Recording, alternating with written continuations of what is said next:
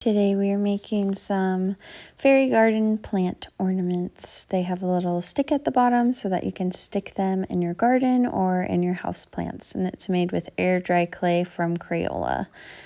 I've got my tub of clay here, and I also have some generic sculpting tools. I didn't end up using a ton of tools for this project. You could totally get away with very minimal things that you can find around your house. I've got some water, a paintbrush. I also used some toothpicks. You could use a stiff wire or you could use kebab sticks as well. I'm going to start with the mushroom. I have a generous pinch of clay that I split in half, one for the stem and one for the cap. I'm just going to roll kind of a tapered stump and make sure I'm blending out any wrinkles in the clay, and then I'm going to add a little detail here, kind of where the stem is split, and smooth that out. Next, for my cap, I'm going to roll my second piece of clay into a tight ball and make sure that it's not too dry. When we start turning this into our little pinch pot cap, if you have any crinkly spots, you want to smooth them out right away with some water. I pushed my thumb into the middle, and then I'm very slowly doing even pinching around the outside while moving it to make the top of my mushroom cap. I don't want to go too thin because I don't want it to break off, and I also don't want to go too thick because then I won't have enough clay to make it the right size. I've dipped the top in a little bit of water, pushed it on, and now I'm going to skewer my little toothpick into the base all the way to the top. Now to dry, I want to stick this upright so that it doesn't squish my little mushroom. So I found a used just plastic container that I cut some slits in the top of, and that will allow the little spears at the bottom to sit in there and keep it upright so it doesn't get warped as it dries.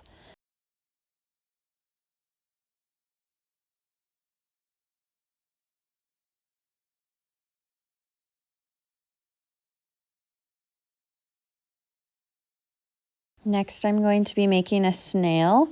The best way to roll a coil is to use mostly your fingertips. You can go fingertips all the way to the bottom of your palms. I tapered it so that one end is a little bit thicker than the other end, and the thicker end is going to be the actual snail, and I'm going to start at the thinner end and begin rolling to make the shell. I've added some water so that it sticks to itself a little bit right where it's going to roll. I've pressed it together just a tad, but the skewer is really going to hold this thing together. This one would be totally okay to let it dry flat like this. I used a paintbrush to go in between the seams just to make sure I'm sealing it all together so it doesn't crack apart from itself.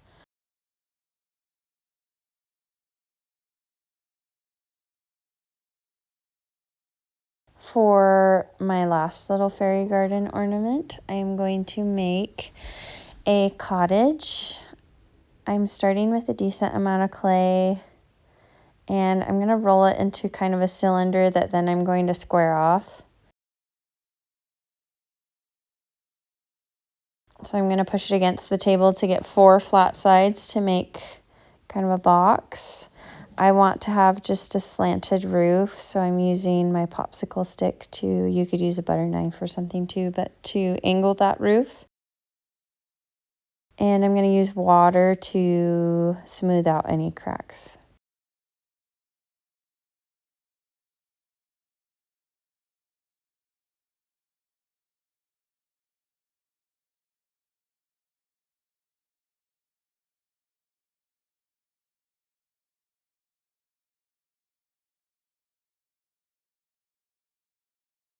Next, I'm going to make some decorations. I'm going to make a chimney and a door and a window. Starting with that chimney, I'm just making a little rectangle, and then I'm going to make sure and attach it with water.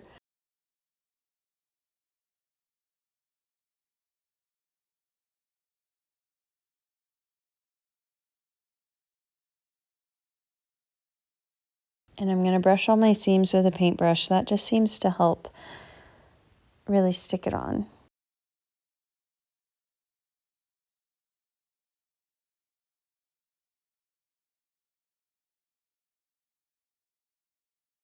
For my little window, I've rolled a really small bead of clay and then flattened it between my fingers.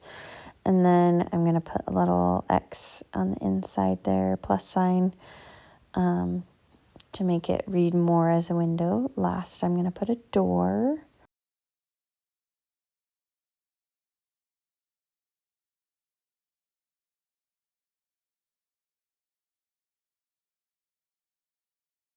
My door is just a rounded door. You could do a rectangle door. And then for a door handle, I used the back side of my paintbrush to put a little door handle on.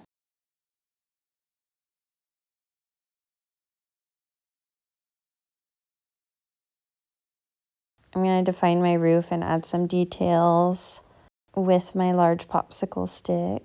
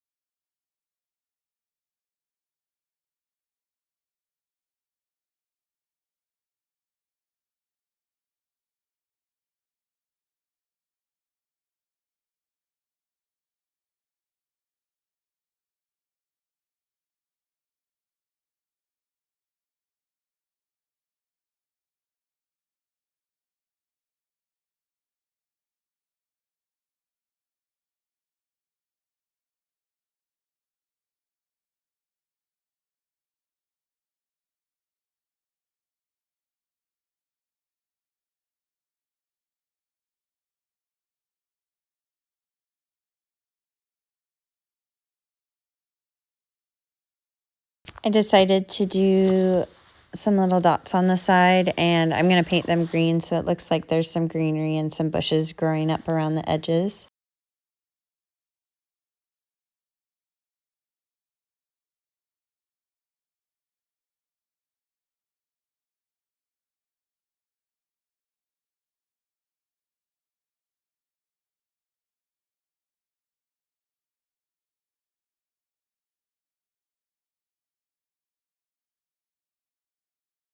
I'm going to let these dry for several days so that I know that they're dry all the way through. And then I'm coming back in with just some craft paint.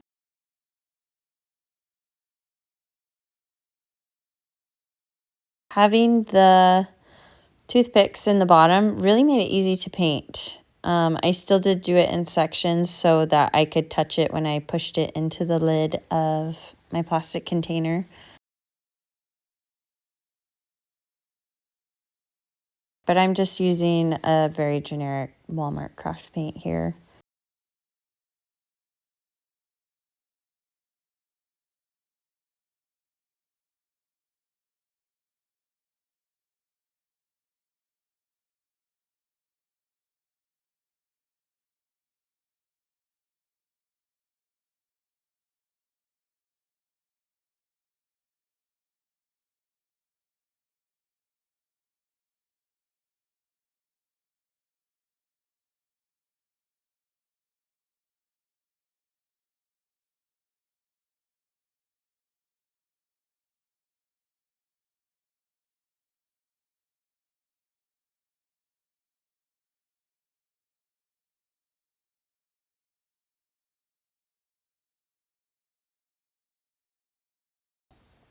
I even actually really enjoyed painting while they were stuck into the plastic container.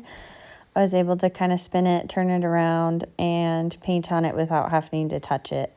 Anywhere that you touch where there's not dry paint, or if you let it rest on a piece of paper while it's still wet, that paint is going to stick to the paper more than it will stick to the clay, and it will kind of pull off.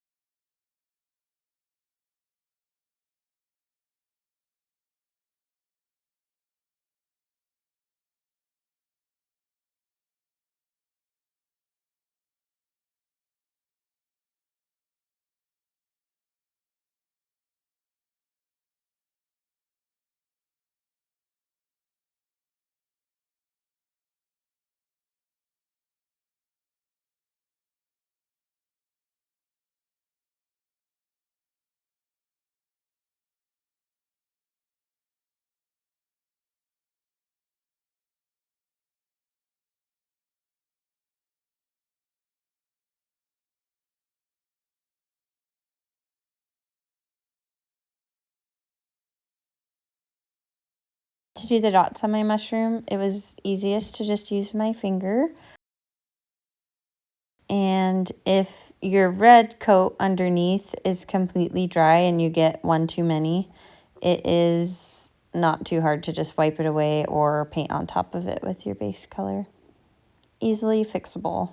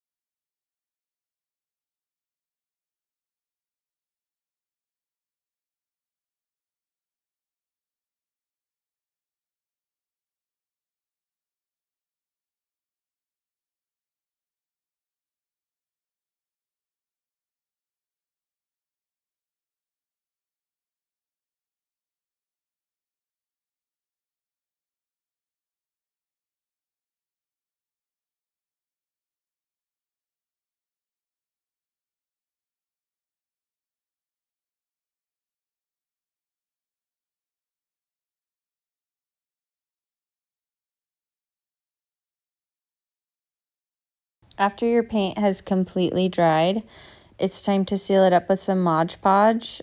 I'm not sure how essential this step is. I always do it. It gives a nice little sheen, makes it feel finished. And I know that that clay is not going to get rehydrated with water. And it's just fairly easy to do. So I do enjoy this last step for all my air dry clay projects. And I think it helps them stay nice and not have the paint chip off.